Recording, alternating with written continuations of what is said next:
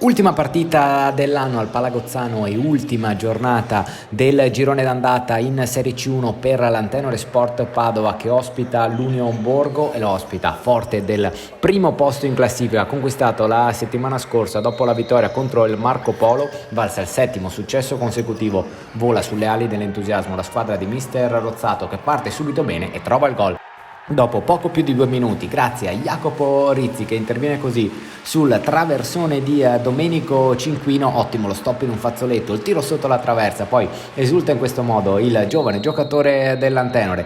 Parte bene l'Antenore, che poi va vicino al raddoppio con questo calcio di punizione di Franceschini che si infrange sulla traversa. Nel primo tempo si vede quasi solo la formazione di casa, qua Crepaldi, poi Cinquino, entrambe le volte vengono stoppate dal portiere. L'Union Borgo fa un po' di fatica, ma poi al primo vero affondo trova il pareggio con questo gol di Christian Stocco, che calcia di prima intenzione con il destro sotto le gambe di Mingardo. Quando mancano meno di 5 minuti al suono della sirena dell'intervallo è 1-1 al Palagozzano. Reagisce però immediatamente l'Antenore Sport Padova, che trova subito il 2-1 con Giacomo Grieco, che sfrutta questa grande accelerazione di Ciamesse sulla destra, mette in mezzo per Grieco, gol del 2-1 e il punteggio con cui si chiude il primo tempo. Nella ripresa l'Antenore vuole subito mettere in ghiaccio la sfida e parte ancora forte. Bello questo schema, Crepaldi, il tiro, la palla sfiora il palo.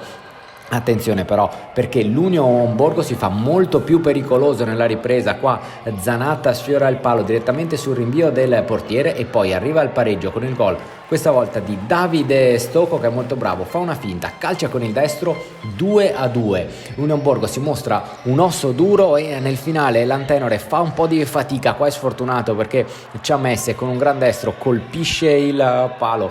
Poi ancora l'Antenore che continua ad attaccare, il colpo di tacco di Gobbato, la palla sfiora il palo. I padroni di casa un po' risentono delle assenze di Papi e Cabral, rischiano la frittata nel finale. Deve salvare così Mingardo su Zanatta, ma proprio negli ultimi secondi, 16 secondi dalla fine, già da un po' l'Union Borgo aveva commesso il quinto fallo. Questo è il sesto su Jacopo Rizzi e vale il tiro libero. A 15 secondi dalla fine della battuta si incarica il più esperto Franceschini, che non sbaglia e segna così il 3-2, che fa esplodere il Palagozzano con le unghie, con i denti, con grande carattere, degno di una capolista. L'Antenore Sport Padova trova l'8ª vittoria consecutiva, che vale il titolo di campione d'inverno. Sarà anche un titolo platonico, però sta sorprendendo tutti l'Antenore Sport Padova, che chiuderà il 2022 con la trasferta, la prima del girone di ritorno, in casa del Cosmos 9 venerdì prossimo.